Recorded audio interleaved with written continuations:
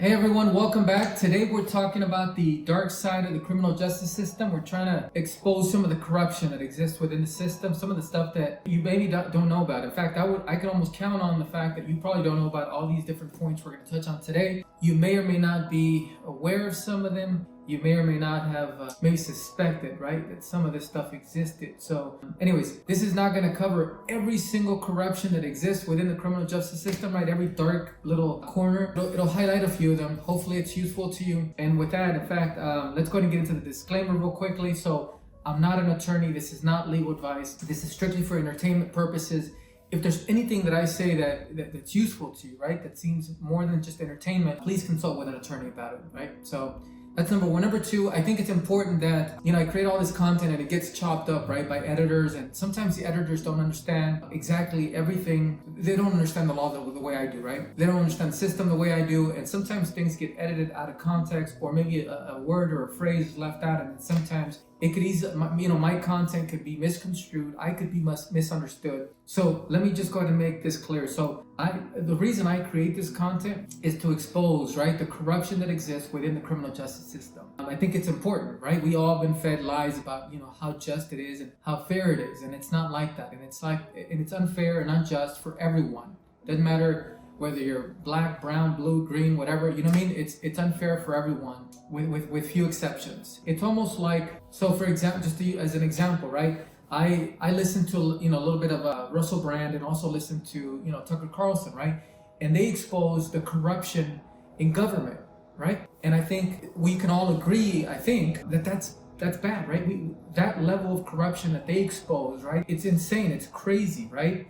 And it's a lot of times when they'll speculate about something, and then it turns out, whether it's months or years later, that it turns out to be true, right? That level of corruption. And I think it's important because right now our nation's in trouble, right? We're in a bad situation for a lot of reasons, and corrupt government is behind some of it. I wouldn't say all of it, but definitely behind some of it.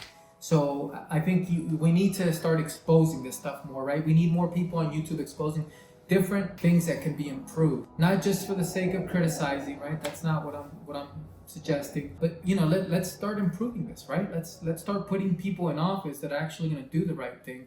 Let's start putting pressure police officers that are corrupt so that they're not corrupt, right? Because most of them are not, right? There's some great police officers out there, and there's some great judges and some great prosecutors, but there's a bunch of them that are corrupt, and no one's saying anything, or at least not enough people are saying something, right? They're not being exposed or held accountable.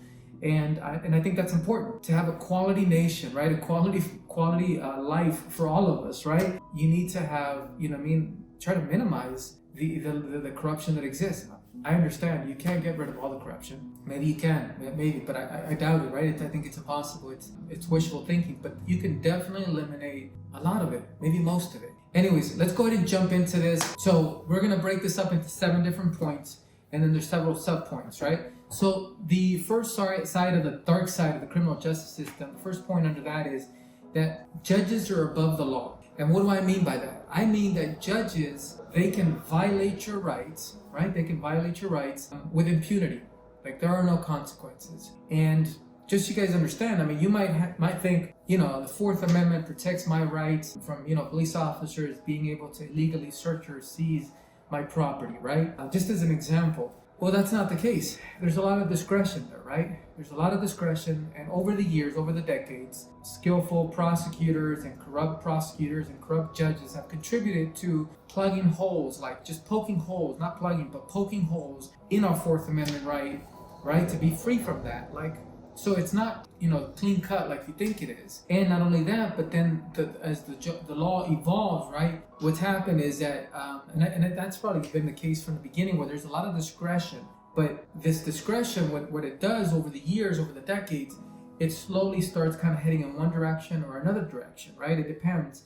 And in this case, with all of our rights, just so you guys know, all of our Bill of Rights, the direction that, in my opinion, right, the direction that everything's heading in is that all of it is getting obliterated, right? And it's getting obliterated to give the government more power more access, you know what I mean? Give you less freedom, less privacy, and just curtailing your rights all around. Like, I mean, it's just, I mean, this conversation could be, you know, one that we could break up into 20 videos, each of them being an hour, each of them going into a different, right, way that your rights have been kind of just getting worse, right? Just getting trampled on and getting curtailed, right, over the years. So getting back to the discretion, right? So judges being above the law. So if a judge decides, right, he gets presented something and things are not black and white like you think, right? People talk about rule of law. Just understand, rule of law is just this nebulous concept. It really comes down to the quality of the people that you have, because you can have rule of law, but if you have corrupt police officers, then what is it, right? How good is it, or what is it worth? You know what I mean? Like, same thing with judges. And judges in this case,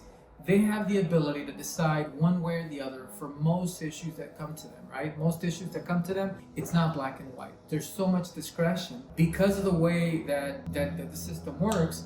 A judge can just blatantly violate your rights. Like, if he doesn't like you, or he's in a bad mood, or if he's just a radical thinker, and right, there's an argument being presented on your behalf, you know, that police officers, for example, right, violated your Fourth Amendment rights, or that they violated your Fifth Amendment rights, whatever, right? It doesn't matter. Like, a judge can just look at the facts, and because it's so open, you know, broad and open, right? Like, he can go ahead and just decide to rule against you, even though common sense and the law, right, originally would say, well, wait a minute, no, that's wrong. Like, your rights were clearly violated.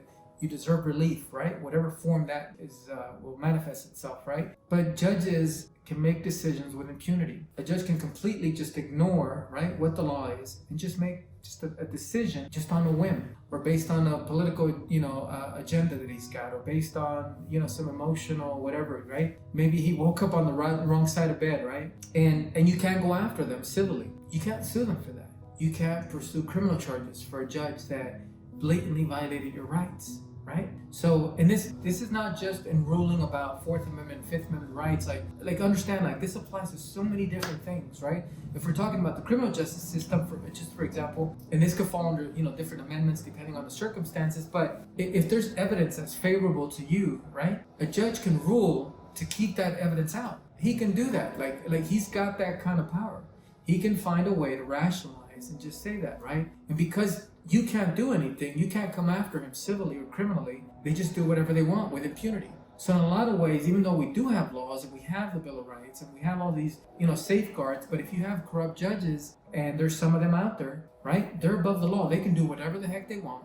By the time you get, so for example, if they violate your Fifth Amendment rights, right, he allows some statements into your trial that violated your right to remain silent, right, your Miranda rights. Like, he can clearly just allow that in, even though it's pretty obvious, right, that you should win, that evidence should not come in. He can allow it in, but he knows that by the time you get around to actually overturning your conviction, right, because if it leads to your wrongful conviction, he knows that it'll be years and years. He may or may not be a judge by then. And irrespective of whether he's a judge or not, you can't come after him, right? Like, make him pay a consequence. You know, they're not held accountable, is what I'm trying to say. There's no way to hold a judge accountable. Yeah, if they're elected judges, right, maybe after 4 years or whatever, then, you know, maybe if the public ever finds out about, you know, his terrible decision making, maybe he doesn't get reelected. But what's the likelihood of that, right?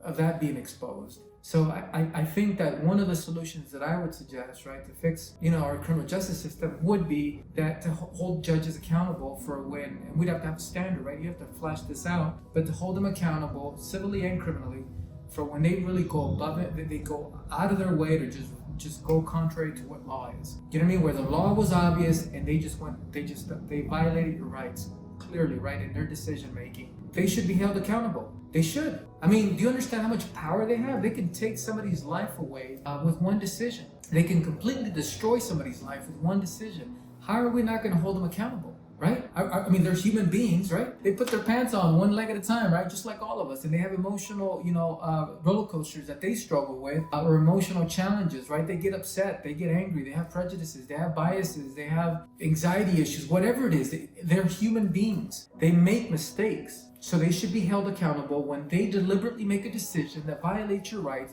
and it should have been obvious, right, that you win. It should have been obvious that your rights were violated, and then relief should be granted. And if they don't do that, if they don't grant you relief, they should be held accountable.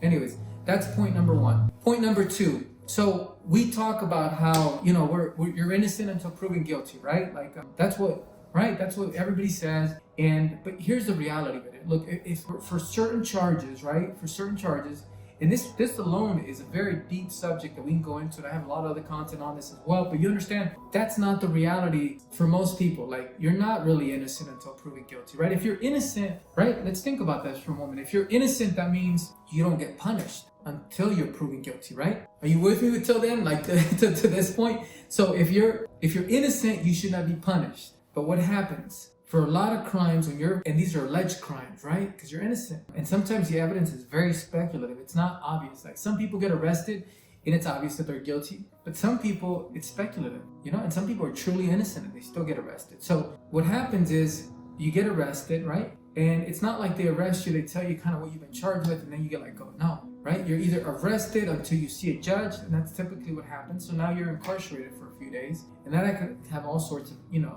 effects, right, on your life. But then you go see a judge, and if the crime or the allegations, right, are severe enough, you're looking at either a ridiculously high bail that you can't pay, or you're looking at potentially no bail at all. In the case that when there's no bail at all, well, that's obvious. We don't have to go into not for now. We're gonna get back to that here in a moment. But in the case where your bail is super high, let's say you can make bail, right? But you have to come up with 10% of whatever the bail amount is. And let's say that is $10,000 or $50,000. Well, guess what? You don't get that money back, right? Because that 10% goes to the bail bonds company, and you don't get that money back. So now it just costs you 10, 20, 50,000, 100,000, whatever it is, to bail out, right? Is that not a punishment? You didn't have 50,000 just to throw away or give away. Now you got to come up with that money, right? That's right. And for the person that has no bail, right? Getting back to that, if we combine these, right? Most people can't pay $50,000 to make bail. Some people can't even pay $10,000 to make bail. So what happens, right? What's the result? So now they're stuck in jail, right? Awaiting trial, and now they've lost their job. They had a car with car payments. They've lost their car. They had a house, right? And they were making mortgage payments. They've lost their home. If they had a family, now what happens to their family now? What happens to their wife or husband and their kids? What happens to them, right? What, are they homeless now? What are they gonna do now, right? And it just goes down the line. The reputation gets destroyed, right? And that's a punishment, right? Your reputation gets destroyed before you're ever found guilty. So it's crazy, right? Because, and that doesn't, by the way, that doesn't even take into account like the media, right? So you'll have, I mean, the media definitely contributes to your reputation getting destroyed, but it doesn't take into account like just all the inflammatory information that gets thrown out there by the media, right? Like the media is not like neutral. It's not like, oh, this man has been allegedly, you know, charged with this, but you know, there's evidence on this side to suggest that he's guilty. The evidence on this side suggests he's innocent. They don't do any sort of investigating, right? Like they take the worst facts and then they just report it out there, completely destroying your reputation, your name, right? Think about what that does to your family, right? If your family's part of a tight-knit community, what does that do to your family and to you, even if you're exonerated later, right? Because whenever somebody gets exonerated later or somebody wins a trial, they should advertise that throughout the media just with as much enthusiasm and all the drama, right? Like, this man is found innocent. He was charged with this, but now he's innocent. It turns out, police messed up and, whatever, right? But that doesn't happen. That does not happen, right? It just kind of dies out. It just disappears. So the only thing that's out there for years and years and years is all the bad stuff, all the bad publicity. Another sub-point within that is that by doing this, right, the media actually biases, right? It skews the community's perception of you and what you've been charged with, right? Because of the way that it's presented. So the chances of you being able to prove your innocence afterwards, once you actually go to trial, much harder, right? Because there's already been like the general community, the people that are going to judge you have already like been tainted in that regard, right? So anyways, and here's another thing too that we talk about, innocent until proven guilty, and it's just within that same point, right? It's that we've been brainwashed, and I'm gonna use that word, brainwashed, into completely trusting police officers, trusting prosecutors, trusting judges, right? Now, if everybody was held accountable, right, for their actions, then it wouldn't be as big of an issue. But because we've all been brainwashed into trusting them so much, right, then it has all sorts of effects later on, right, if you're ever put to trial. So I've taken the trial. I'm not an attorney, and this is not legal advice.